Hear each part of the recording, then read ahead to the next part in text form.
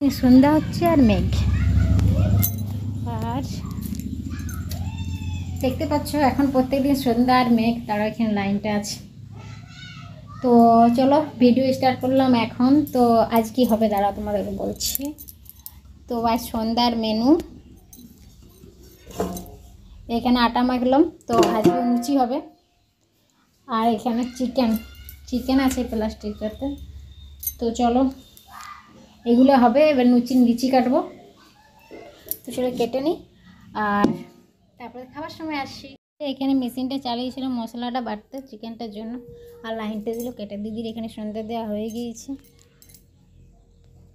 দেখতে অন্ধকার কেমন আছে।